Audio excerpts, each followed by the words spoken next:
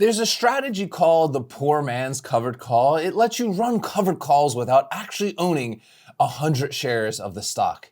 Man, it sounds like a solution for smaller accounts, doesn't it? Why buy 100 shares of $150 stock for 15 grand when you can get similar exposure for a fraction of the cost? The mechanics are legitimate, for sure. The strategy, it's real, but I rarely use it myself. And when I explain why, you'll understand that the name isn't just a catchy label, it's an honest description. And for most people running the wheel, there's a better answer to the I can't afford this stock problem than synthetically replicating the position. So let me explain how this strategy works first, because you need to understand the mechanics of the poor man's covered call before the limitations make sense to you. A standard covered call requires you to own 100 shares of a stock, right? You sell a call above the current price and collect the premium. Your 100 shares serve as your collateral. If the stock gets called away, you hand over the shares at the strike price you chose. The poor man's covered call replaces those 100 shares with a deep in the money leaps call. Leaps are long dated options, typically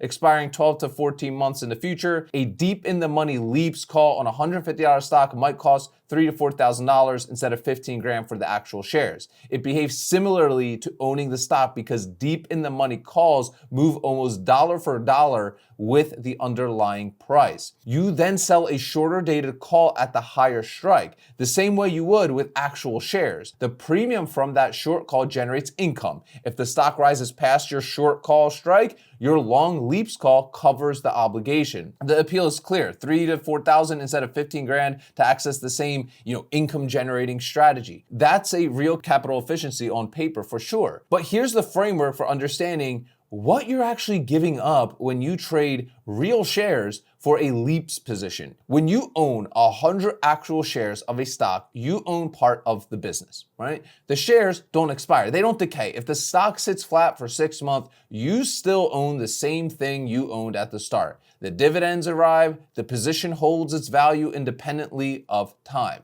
A leaps call, no matter how deep in the money, has an expiration date. Time is working against you on the long side, even slowly. And more importantly, if something unexpected happens to the stock that causes it to trade sideways or slowly lower for an extended period, your long leaps call loses value from time decay while real shares don't. The second issue is that the strategy requires the short call you sell to never exceed the value of the long leaps. If the stock makes a sharp move and the short call goes deep in the money before you can manage it, the spread can invert, meaning your position loses more than the premium that you collected. Real shares, they don't have this problem, right? They simply get called away at the strike and you pocket the gain. So what you're trading away for capital efficiency is permanence, simplicity, and the unconditional ownership. That makes covered calls on actual shares so clean to manage. But let's talk about when the strategy actually can work for you, right? The poor man's covered call performs best in very specific environments.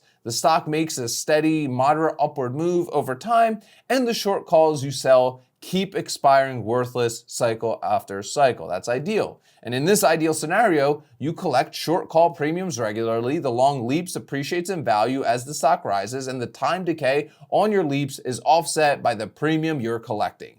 The capital efficiency is real and the strategy generates income.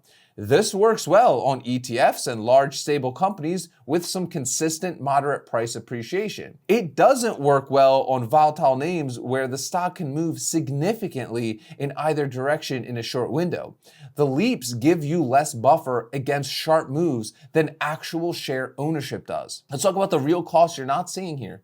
And here's what most explanation of this strategy, they completely leave this out. Your long leaps call has a cost. What you paid for it. That cost represents your maximum loss on the trade. If the stock falls sharply and your leaps expire worthless, you've lost the full amount you paid for it. With actual shares, a stock that drops 50% means you've lost 50% of your position value, right? But the shares still exist. They still have value and can still be, covered called back towards profitability. If your $4,000 leaps call expires worthless after the stock declines significantly, you've lost $4,000 with literally nothing to show for it. There's no covered call phase on something that no longer even exists. The permanence of real shares is not a minor technical detail. It's what makes the assignment phase of the wheel strategy manageable for us. You own something real. You run covered calls on it. You wait. The poor man's covered call removes that permanence completely. But let's talk about the honest answer to the I can't afford this stock, right? And I'm gonna be direct. Here's my direct view on this. If you can't afford to own 100 shares of a stock, the poor man's covered call is not the right solution.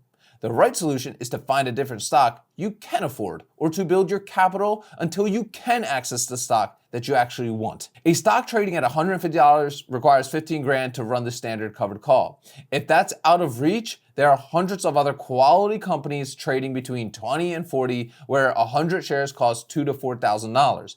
The wheel strategy works just as well, often better on these names because the implied volatility profile and quality characteristics are usually appropriate for conservative income generation like what we do here. Using a synthetic position to access a stock you can't afford doesn't solve the underlying capital constraint. It just changes the shape of the risk you're taking on while adding complexity to the management of the position. Look, the poor man's covered call, it's for sure real, functional strategy with a very specific use case for experienced traders who understand the actual mechanics, particularly the time decay risk on those long leaps and the spread management requirements. It can be, a useful tool for accessing larger positions with less capital, for sure. But for most people running the wheel strategy to generate consistent income, it adds complexity without a proportional benefit. The clean, simple version, own shares, sell covered calls, take assignment, repeat, works better over time because there's nothing to expire, nothing to decay, and no spread to actually manage. If a stock is too expensive to wheel properly, the answer isn't to synthetically replicate it with options. It's to find a stock in a price range your capital supports and do the strategy correctly on that one instead. I got some questions for you guys, as always, in the comments. Number one, have you ever run a poor man's covered call? And did the complexity of managing both the long leaps and the short call create more decisions than you actually expected going into it? Number two, is there a specific stock you've been looking at that feels too expensive for your account size? Drop it down below. Let's talk about whether there's a better alternative in a similar sector. And if you are just getting into all of this stuff and you want to learn the full Ark Options Strategy, click the first link in the description of today's video. You get 90 minutes of trading, you get my 15 favorite stocks, all under $30 that I love running the wheel strategy on, my 2 income calculators, and my full trade log template. You'll find that link as the first one in the description of today's video, guys. Remember, sell options, collect premiums, repeat. I will see y'all tomorrow.